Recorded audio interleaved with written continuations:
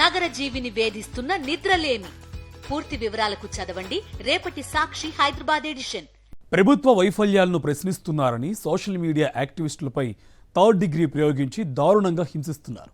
బూతులు తిడుతూ భౌతికంగా మానసికంగా వేధిస్తూ బతికుండగానే నరకం చూపిస్తున్నారు.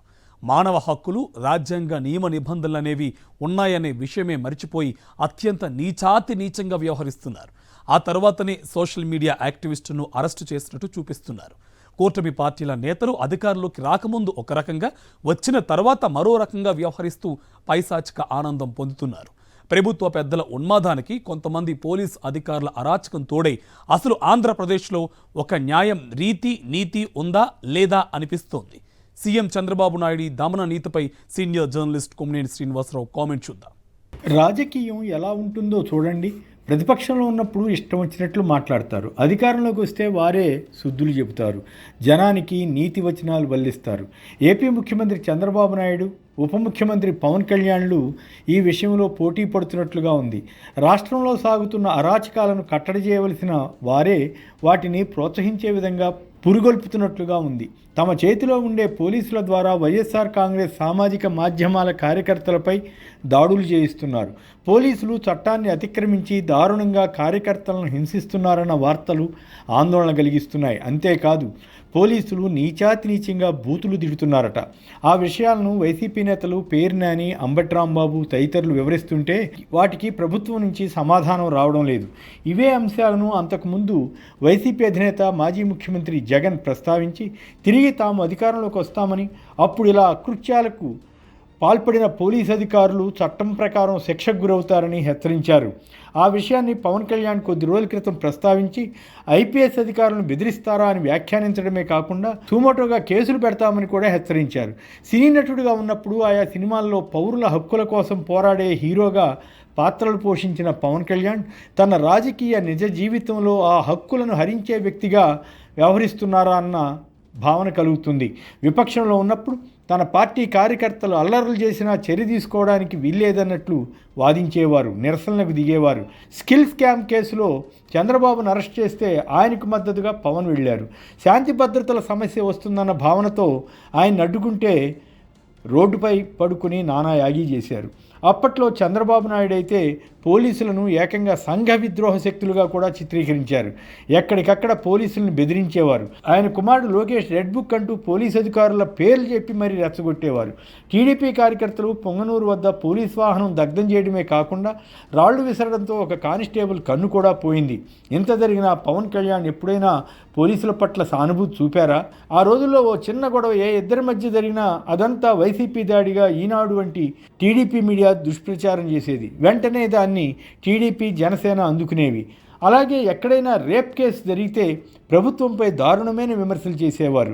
35,000 మంది మహిళలు మిస్ అయితే జగన్ ప్రభుత్వం ఏం చేస్తోందని, పోలీసులు ఏమయ్యారని పచ్చి అబద్ధాలను పవన్ ప్రచారం చేశారు. ఉప ముఖ్యమంత్రి అయ్యాక ఊసే ఎత్తడం లేదు. పోలీస్ శాఖలో ఎవరైనా రూల్ ప్రకారం వెళ్తే ఊరుకోవడం లేదు. వెంటనే బదిలీ చేస్తున్నారు. కడప ఎస్పీ బదిలీనే ఇందుకు ఉదాహరణ. చంద్రబాబు నెల రోజుల్లో పోలీసులను సెట్ చేస్తానంటే ఇదా అని అంతా విస్తుపోతున్నారు. ఇప్పటికీ సుమారు 700 మందికి పైగా నోటీసులు ఇవ్వడం, 147 మందిపై కేసులు పెట్టడం, 49 మంది సోషల్ మీడియా కార్యకర్తలను అరెస్ట్ చేయడం అసాధారణ చర్యగా కనిపిస్తుంది. మరి వైసీపీ నేతలను దూషిస్తూ కామెంట్లు పెట్టిన ఒక్క టీడీపీ వారిపై కూడా కేసు రాలేదు. అధికారం ఉంటే ఏమైనా చేయవచ్చని ఈ ఉదంతాలు తేటతెల్లం చేస్తున్నాయి. ఈ నేపథ్యంలో పవన్ కళ్యాణ్ వ్యాఖ్యలను విశ్లేషించుకోవడం ఆసక్తికరంగా ఉంటుంది. ప్రతి ఆడపిల్లకు రక్షణ కల్పించడం సాధ్యం కాదని, విద్యార్థినులు, మహిళలపై దాడులను సమాజమే ఎదుర్కోవాలని ఆయన సూక్తి ముక్తావులు వల్లిస్తున్నారు. ఒక పక్క వైసీపీ వారిపై ఇంత ఘోరంగా, క్రూరంగా అక్రమ కేసులు పెడుతూ అత్యాచారాలు చేసిన వారిని పట్టుకోలేమన్న సంకేతం ఇచ్చే విధంగా పవన్ మాట్లాడుతున్నారు. అలాంటప్పుడు ఈయన హోంమంత్రి అయితే మాత్రం ఒరిగేదేమి ఉంటుంది? వైసీపీ పాలన అయితే ఏం జరిగినా జగన్ బాధ్యత వహించాలి, కూటమి పాలనలో ఏం జరిగినా సమాజమే రక్షించుకోవాలన్నమాట. అంటే ఆ రకంగా కూటమి చేతులు ఎత్తేస్తోందా? అధికారులను బెదిరిస్తే కేసులని అంటున్న పవన్ కళ్యాణ్ ముందుగా గతంలో తనతో సహా చంద్రబాబు, లోకేష్లు చేసిన దోషణలకు సుమోటోగా కేసు పెట్టించుకుంటారా?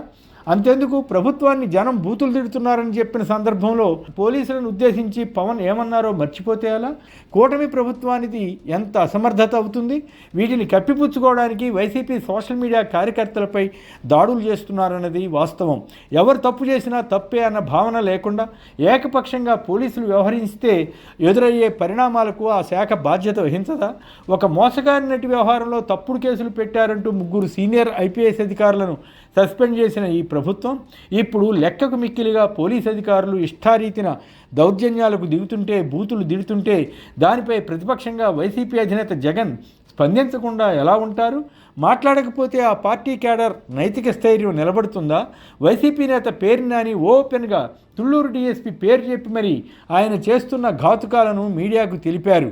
వైసీపీ సోషల్ మీడియాను అంతం చేయడానికి, వారిని భయభ్రాంతులు చేయడానికి చంద్రబాబు చేస్తున్న ప్రయత్నాలు విఫలమవుతాయని మరో నేత అంబటి రాంబాబు స్పష్టం చేశారు. ఇప్పుడు ప్రభుత్వాన్ని ప్రశ్నించే వారి మీదే కేసులు పెడుతున్నారు. అంటే ఈ దేశంలో పలుకుబడి, డబ్బు ఉన్నవారికి ఒక న్యాయం, సామాన్యుడికి మరో న్యాయం అన్నది రుజువు కావడం లేదా? బహుశా ఈ పరిణామాలు, ఇన్ని విషయాలు సినీ నటుడైన ఉప ముఖ్యమంత్రి పవన్ కళ్యాణ్కు తెలియకపోవచ్చు. అందుకే ఆయన తన అధికారంతో ఎవరిని ఏమైనా చేయవచ్చని భ్రమపడుతున్నారు.